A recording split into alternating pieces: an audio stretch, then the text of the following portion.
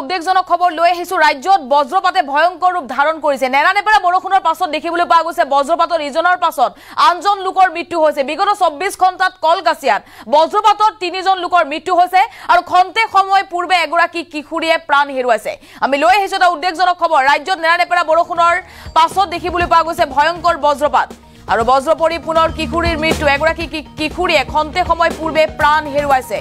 আৰু ৰাজ্যত অব্যাহত আছে বতৰৰ কাল ৰূপ উজনিৰ পৰা নামনিলৈ নেৰানেপেৰা বৰষুণ পুৱাৰ ভাগৰ পৰাই দেখিবলৈ পোৱা গৈছে বতৰৰ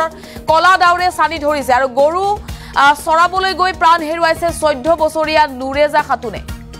কলকাছিয়াত 24 ঘণ্টাত বজ্ৰ পৰি 3জনৰ মৃত্যু এক উদ্বেগজনক খবৰ ৰাজ্যত বজ্ৰপাতৰ ইজনৰ পাছত আনজন লোকৰ মৃত্যু হোৱা দেখিবলৈ পোৱা গৈছে হাওচৰাৰ পাছত এইবাৰ মইনবৰীত এই ঘটনা কলকাছিয়াৰ হাওচৰাটো এই ঘটনা সংঘটিত হৈছিল আৰু মইনবৰীত খন্তে সময় পূৰ্বে হুকাবহ ঘটনা সংঘটিত হৈছে গৰু আনিবলৈ যোৱাৰ অৱস্থাতে এই হুকাবহ ঘটনা আৰু যেটো বৰষুণ আছিল বৰষুণৰ মাজতে কিশোৰী গৰাকীয়ে গৰু আনিবলৈ গৈছিল গৰু আনিবলৈ যোৱাৰ সময়তে কিশোৰী গৰাকীৰ গাত বজ্ৰ পৰে আৰু তাৰ পাছতেই থিতাতে মৃত্যু হয় কিশোৰী গৰাকী ইয়াৰ পাছতে অঞ্চলজুৰি হুলস্থুলীয়া পৰিস্থিতিৰ সৃষ্টি হয় কিন্তু কলকাছিয়াত বিগত 24 ঘণ্টাত বজ্ৰ পৰি 3জন লোকৰ মৃত্যু হৈছে এবাৰ 14 বছৰীয়া কিশোৰী নুৰেজা খাতুনে প্ৰাণ হেৰুৱাইছে ৰাজ্যত নেৰানেপেৰা বৰষুণৰ মাজতে যেহেতু বজ্ৰপাতৰ এলাৰ্ট জাৰি কৰিছিল বতৰ বিজ্ঞান কেন্দ্ৰই 33খন জিলাত বতৰ বিজ্ঞান কেন্দ্ৰই বজ্ৰপাতৰ এলাৰ্ট জাৰি কৰিছিল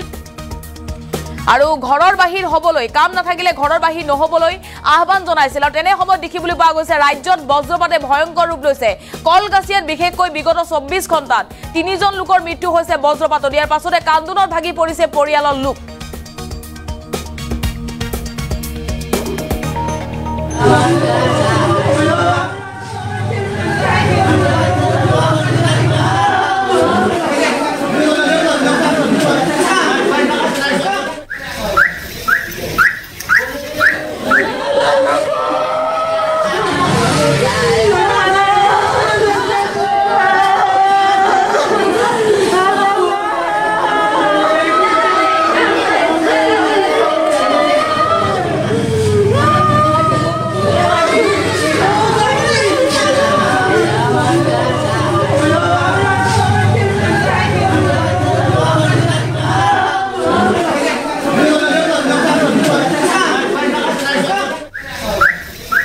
আমি এই দৃশ্য দেখুৱাইছো কিশোৰী গৰাকী ইতিমধ্যে মৃত বুলি চিকিৎসকে ঘোষণা কৰিছে কিন্তু বজ্ৰৰ পাতৰ পাছত কিশোৰী গৰাকীক চিকিৎসালয়লৈ লৈ যোৱা হৈছিল আৰু চিকিৎসকে মৃত বুলি ঘোষণা কৰিছে ঘটনাস্থলীতে কিশোৰী গৰাকীৰ মৃত্যু হোৱা বুলি জানিব পৰা গৈছে আৰু ৰাজ্যত যেহেতু 33খন জিলাতে বজ্ৰপাত ধুমুহা শিলাবৃষ্টিৰ এলাৰ্ট জাৰি কৰিছিল আৰু তাৰ পাছতে নেৰানেপেৰা বৰষুণ অব্যাহত আছে ৰাজ্যত আৰু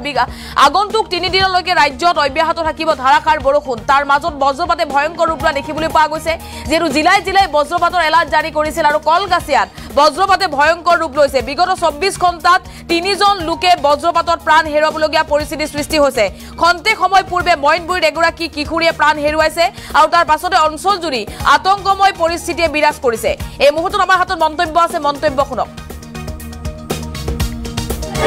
আজি দুপৰীয়া মানত এই যে ধুমুহা বৰষুণৰ নিচিনা বিজুলীৰ ঢেৰেকনি পৰি আছিল সেই সময়ত ছোৱালীজনী তাইৰ মাক তাইৰ খুৰাক এই 3জনে ঘৰৰ গৰুখিনি পথাৰত চৰিবলৈ দিছিল গৰু আনিবলৈ গৈছিল আগত ইহঁতৰ মাক আৰু খুৰাক আহিছে কিন্তু পিছফালত হঠাৎ মানে বিজুলী ঢেৰেকনি মাৰাত তাই ছোৱালীজনী পৰি গ'ল পিছফালে ঘূৰি চাই দেখা পায় ছোৱালীজনী মাটিত বাগৰি আছে ওচৰত গৈ দেখা পায় অলৰেডি তাইৰ ওপৰত মানে বিজুলী ঢেৰেকনি মানে বজ্ৰপাত পৰিলে পৰিছে যে সফালৰ এইটো ছাইড পুৰি গৈছে চুলিখিনি সহ পুৰি গৈছে ছোৱালীজনীৰ নাম হৈছে নুৰেজা খাতুন তাইৰ বয়স 14 বছৰ পাৰ হ'ব ক্লাছ 9ত পঢ়ি আছে গাঁওখনৰ নাম ছত্ৰমইনবৰী দেউতাকৰ নাম সফেৰ আলী চৰকাৰক কি আহ্বান জনাম পৰিয়ালটো দুখীয়া পৰিয়াল দেউতাকে হাজিৰা কৰি খায় আৰু ঘৰত 2-3টামান গৰু পুহি আছে এইখিনিৰে পৰিয়ালটো কোনোমতে পোহপাল দিয়ে চৰকাৰক মানে এইখিনি আহ্বান জনাম যেহেতু প্ৰাকৃতিক দুৰ্যোগ ইয়াক ভেটা দিয়াৰ ক্ষমতা কাৰো নাই চৰকাৰলৈ আহ্বান এইখিনিয়ে জনাম চৰকাৰে যাতে দুখীয়া পৰিয়ালটোৰ প্ৰতি অলপ সঁহাৰিৰ দৃষ্টিৰে চায়